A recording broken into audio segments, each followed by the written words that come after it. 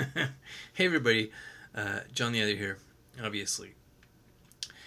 And I'm going to tell you something tonight that is true, that is totally absurd and ridiculous, and is also horrible.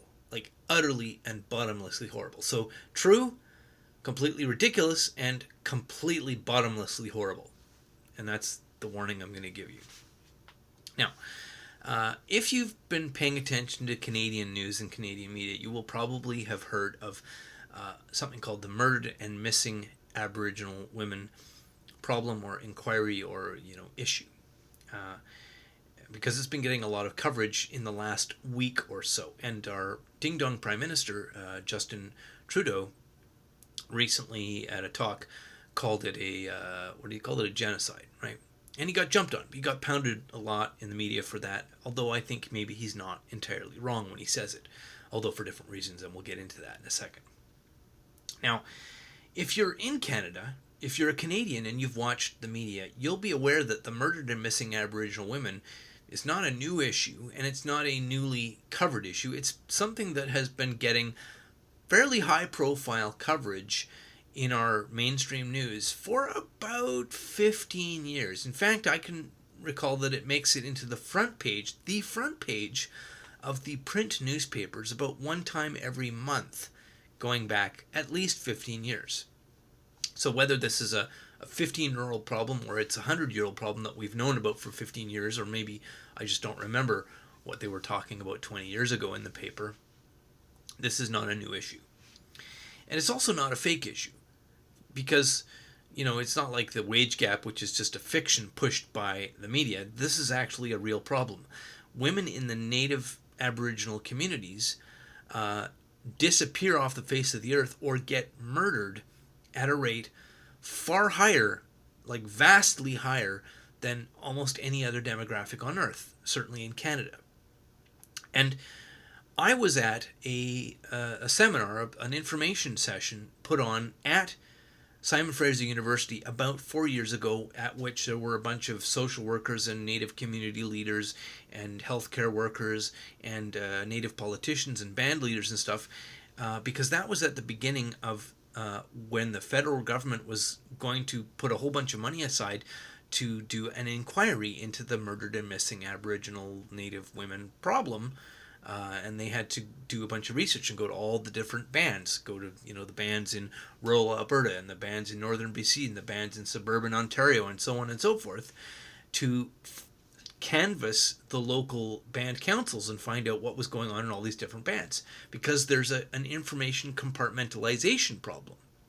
In Canada, the native bands all have their own kind of little micro mini government, which operates semi-autonomously from the Canadian federal government or the provincial governments, and there is a problem of information sharing between the band governments and the band police and the Canadian Federal Police Force, the RCMP, or even the municipal police forces in the different cities, because there's a bit of a racial friction problem, and nobody likes anybody, and so information doesn't get shared across agencies. So 4 years ago, they had to go with social workers and outreach workers to all these different regional little Native communities and find out what was going on in every little different one.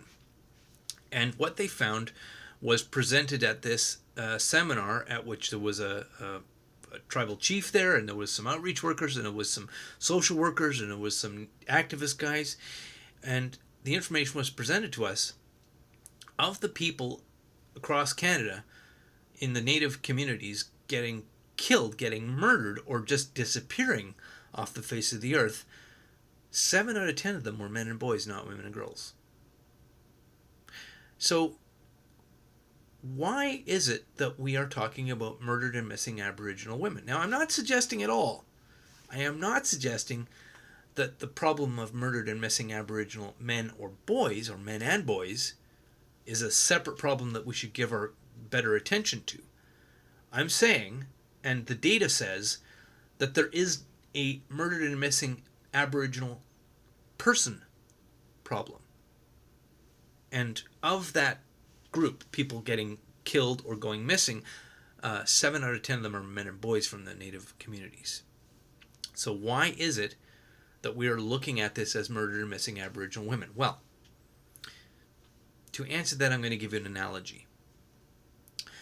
If the fire department of your city did their public awareness raising and money raising and public outreach talking about fires in east facing walls, understanding that buildings have east, north, south, and west walls, and they only talked about east facing walls, and when there was a structure fire or a building fire, they sprayed water from the fire truck only on the east wall. The other three walls which might be on fire, they ignored those walls. Well, what would happen is that every structure fire the fire department attended would end up with a complete loss of the entire building. The whole building would go because they would only spray water on the east wall. Now, I know this sounds ridiculous. This analogy sounds totally stupid and silly and insane. So let's imagine the fire department only talks about fighting fires in the east wall. That's how they raise their money. And when the fire happens, they spray water only on the east wall of the building. And of course, in every single case, the building is a complete loss and most of the people die. Well, we would quite quickly realize that the fire department was doing something psychotic, and we would probably put most of them in jail and then replace them and then do something proper like fighting the whole fire, not just the east wall. So when we look at the murdered and missing Aboriginal women problem, which is 3/4 men and boys, and you read any article about it, it talks only about women and girls, Aboriginal murdered, missing Aboriginal women and girls.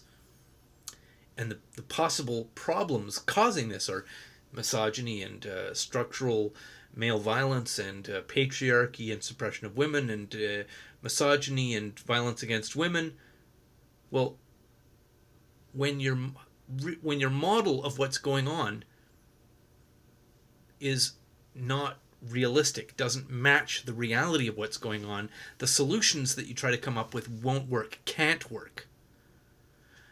So that all the people raising money and raising awareness and writing articles and getting funding and getting you to donate and pulling on your heartstrings and making you feel bad, making you feel guilty because maybe you're part of the male violence problem, right?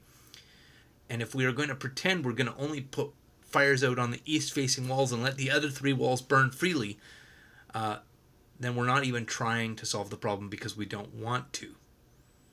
And when we talk about a genocide of Native women, we're talking about a fiction while people are actually getting murdered and going missing continuously. Lots of them. And 3/4 of them are men and boys. Now, again, this is not redirect your attention and look at the men and boys because there's more of them. People in the Native communities are going missing and getting murdered, and the people supposedly raising buckets and buckets of money to solve this problem don't care one single whit. And so any solutions that flow from that fiction are fake solutions. They're not interested in solving it. It's the same as the fire department putting out only the fire on the east-facing wall. Thanks very much for listening, and have a lovely, lovely day.